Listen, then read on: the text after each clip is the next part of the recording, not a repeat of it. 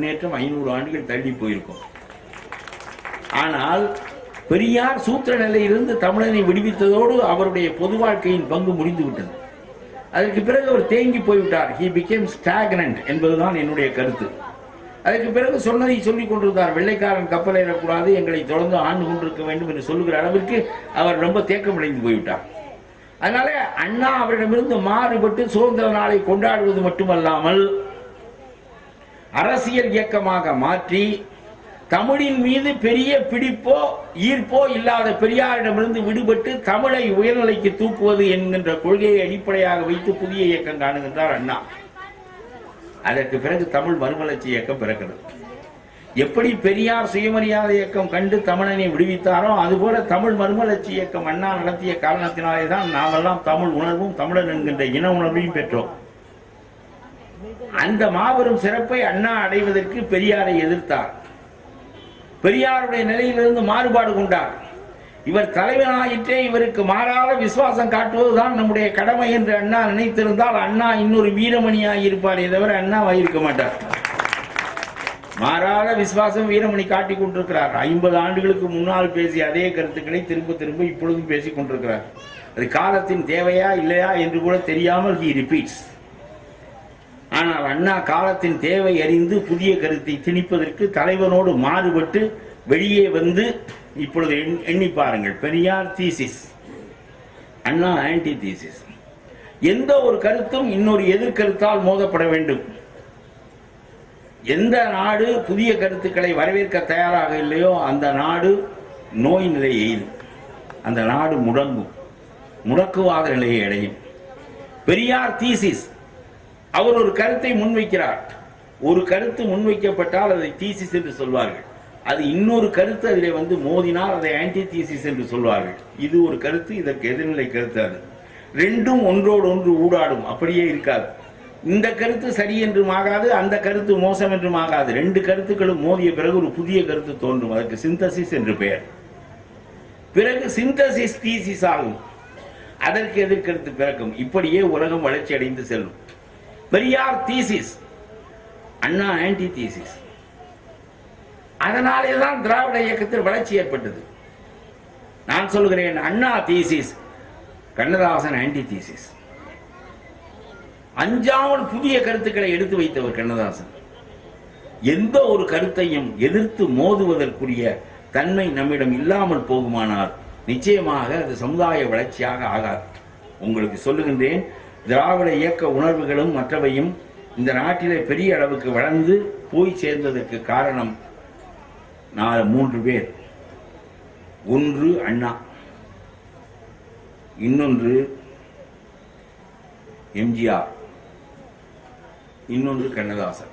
எப்படி என்று சொல்லுகிறேன். அச்சம் என்பது மடமையடா, அஞ்சாமை திராவிட உடமையடா என்றொரு பாடலை நீங்கள் கேட்டிருப்பீர்கள். எகிப்திய நாட்டின் நதிக்கரையில் எங்கள் இளந்தமிழ் வீரர் பவனி வந்தார். எவனுக்கு வரலாறு சொல்லுகிறான் கண்ணதாசன்.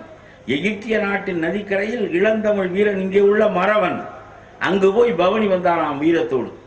எகிப்திய நாட்டின் நதிக்கரையில் எங்கள் இளந்தமிழ் வீரர் பவனி வந்தார். கனக விஜயரின் முடித்தலை நெறித்து கல்லினை ஏற்றிய கல்லினை வைத்தான் சேர மன்னன். அது மட்டுமல்ல, வீரர்கள் வாழும் திராவிட நாட்டை வென்றவர் கிடையாது. இவையெல்லாம் கண்ணதாசன் எழுதிய பாடல்கள்.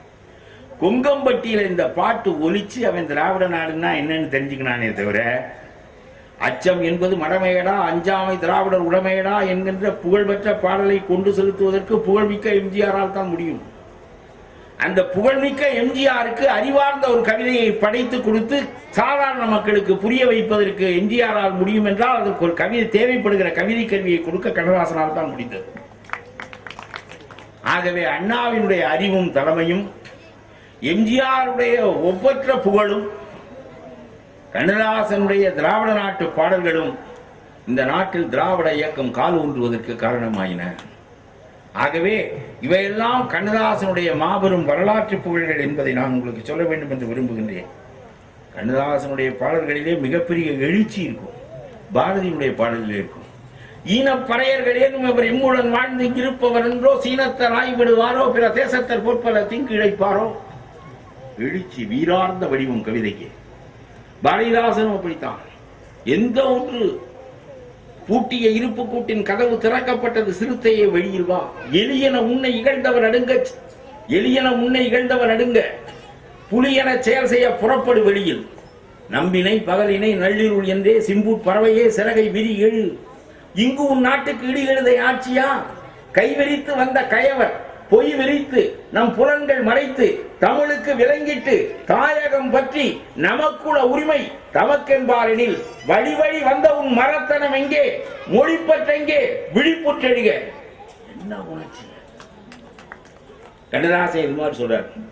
ஏறு நீ ஏறு எடுவாளை தொடு போரை. மகனுக்கு சொல்றார், ஏறு நீ ஏறு எடுவாளை தொடு போரை, மாளும் வரைக்கும் மாறாதே, மாண்டு விட்டால் பேர் சொல்வான் பிள்ளை பிழைக்கும் தமிழ்நாடே.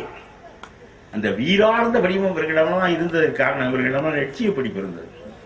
இன்றைக்கு எழுதுகின்றவனுக்கு லட்சியமும் இல்லை, பிடிப்பும் இல்லை, எதுவும் இல்லை. ஆகவே அதில் உணர்ச்சி இல்லை என்பதை நான் சொல்ல வேண்டும் என்று விரும்பி கடைசியாக ஒரே ஒரு செய்தியை மட்டும் சொல்லிவிட்டு விடைபெறுகின்றேன். எனக்கு நம்முடைய டால்பின் ராமநாதன் கொடுத்த நேரம் முற்று பெறுகின்ற நிலை வந்துவிட்டது. நேரத்திற்கு விழா நடத்துகின்றவர்கள் ஒரு 10 லட்சம் பேரில் 10 பேர் இருப்பார்கள். அவர்களையும் நாம் கெடுத்து விடக்கூடாது. அதனாலே கடைசியாக கண்ணதாசனுடைய பாடல்களே என்னை ஈர்த்த பாடல் ஒன்றை மட்டும் சொல்லிவிட்டு விடைபெறுகின்றேன். அவிவிவேக சிந்தாமணி என்று ஒரு தொகுப்பு எழுதியிருக்கிறார் கண்ணதாசன். அவிவேக சிந்தாமணி, விவேக சிந்தாமணி என்ற ஒரு புகழ்பெற்ற நூல் தமிழில் உண்டு. இவர் அவிவிவேக, அதாவது விவேகம் அல்லாத சிந்தாமணி என்றொரு பாடல் தொகுப்பு ஒன்றை எழுதினார். அந்த பாடல் தொகுப்பு ரொம்ப புகழ்பெற்றது. அவர் சொல்வார், இன்றைய உலகத்தை அவர் அப்படியே சொல்வார், எவன் தான் வாழுகின்ற காலத்தின் குறைகளை அறிந்து அதை நிவர்த்தி செய்ய பாடுகின்றானோ அவன்தான் கவிஞன். கண்ணதாசன் சொல்றாரு, செப்பினால் சிலை செய்யும் வினைஞனும் மெதுவாக செப்பிலே பாதி கொள்வான். செப்புனால சிலை செய்யறாங்க தெய்வ சிலை, அதுல பாதி செப்பை எடுத்து திருடி வச்சுக்குவான். செப்பினால் சிலை செய்யும் வினைஞனும் மெதுவாக செப்பிலே பாதி கொள்வான். செம்போனால் நகை செய்யும் கொல்லனும், தங்கத்தால் நகை செய்யறானே ஆசாரி, செம்போனால் நகை செய்யும் கொல்லனும் மறைவாக சேதாரம் பாதி கொள்வார். இந்த வார்த்தை விழுகிற அழகா பார்க்கணும். மறைவாக சேதாரம் பாதி கொள்வார். தப்பினால் ஏழையர் உடலிலே பணக்காரர் சடை வெட்டி உண்டு பார்ப்பார். தர்ம